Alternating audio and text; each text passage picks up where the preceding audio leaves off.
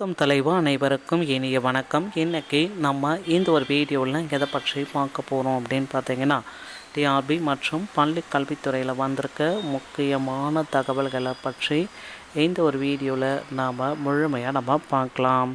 So நீங்கள் நம்முடைய சேனலை முதல் முறையாக பார்க்குறீங்க அப்படின்னா மறக்காமல் ஒரு சப்ஸ்கிரைப் அண்ட் பெல்லை கிளிக் பண்ணி வச்சுக்கோங்க. ஸோ வாங்க இந்த வீடியோக்குள்ளே போகலாம். ஸோ நீங்கள் எல்லாருமே எதிர்பார்த்த மாதிரி முதுகலை பட்டதாரிகளுடைய செகண்ட் சிவி லிஸ்ட்டு விரைவில் நமக்கு பப்ளிஷ் பண்ண போகிறாங்க. என்ன அப்படின்றத பற்றி தான் இந்த ஒரு வீடியோவில் உங்களுக்கு கிளியர் கட்டாக நான் இப்போ எக்ஸ்பிளைன் பண்ண போகிறேங்க.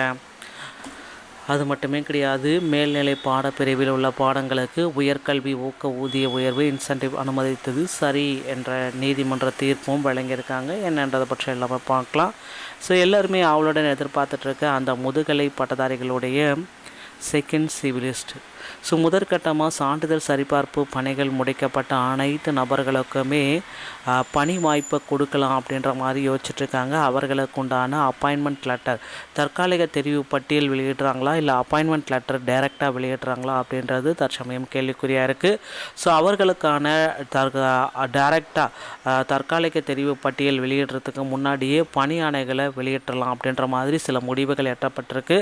கண்டிப்பாக தற்காலிக தெரிவு பட்டியல் வருவதற்கு முன்னே அவர்களுக்கு பணி நியமன ஆணைகள் வெளியாகும் என்ற எதிர்பார்ப்புகள் நாளுக்கு நாள் எகிரி கொண்டே இருக்குங்க.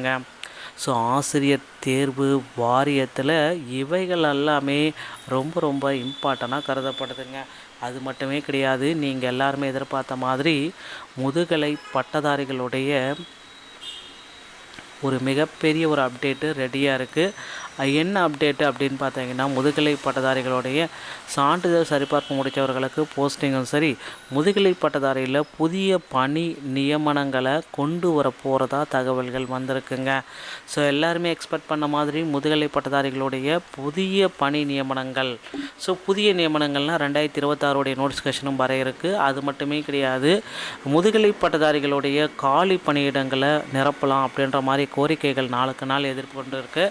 ஸோ கண்டிப்பாக முதுகலை பட்டதாரிகளுடைய காலி பணியிடங்கள் அதிக அளவில் நிரப்பப்படும் அப்படின்ற ஒரு அறிவிப்பு ஆசிரியர் தேர்வு வாரியம் விரைவில் வெளியிடுவாங்க அப்படின்றத நம்ம எதிர்பார்க்கலாங்க. டிஆர்பியில் இந்த தகவல்கள் உங்களுக்கு ரொம்ப பயனுள்ளதாக இருக்கும்.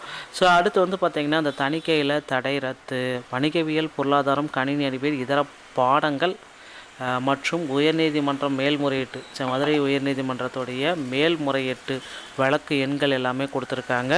ஸோ இதில் பார்த்திங்கன்னா, physics and similar higher qualification will be used teaching the studies standard 8 MSc physics இது போன்ற உயர்கல்வி ஆசிரியர் கற்பது 1 to 8 வகுப்பில் படிக்கும் மாணவர்களுக்கு பயனற்றது என்று அரசு தரப்பில் வாதிடப்பட்டது. அரசின் வாதத்தை நீதிமன்றம் ஏற்கவில்லை அப்படின்றதையும் அவங்க குறிப்பிட்டே சொல்லியிருக்காங்க. ஸோ இது எல்லாமே பார்த்திங்க அப்படின்னா பள்ளிக்கல்வித்துறையில் மேலும் ஒரு முக்கியமான அறிவிப்பை கொடுக்குறாங்க. மேல்நிலை பாடப்பிரிவில் உள்ள பாடங்களுக்கு உயர்கல்வி ஊதிய உயர்வு அனுமதித்தது சரி என்ற உயர்நீதிமன்றம் மதுரை கிளை மேல்முறையீட்டில் தீர்ப்பளிச்சிருக்காங்க. சென்னை உயர்நீதிமன்றத்தில் 51 ஆசிரியர்களுக்கு இதர பாடங்கள் தணிக்கை தடையை ரத்து செய்து தீர்ப்பு வழங்கி பெறப்பட்டுள்ளது குறிப்பிடத்தக்க ஒரு விஷயங்க. இந்த மாதிரி தகவல் உங்களுக்கு பிடிச்சிருந்தால் நீங்கள் நம்முடைய சேனலோட இணைந்தீர்கள். மேலும் ஒரு நல்ல தகவலோட நான் உங்களை சந்திக்கிறேன். நன்றி, வணக்கம், தேங்க்யூ.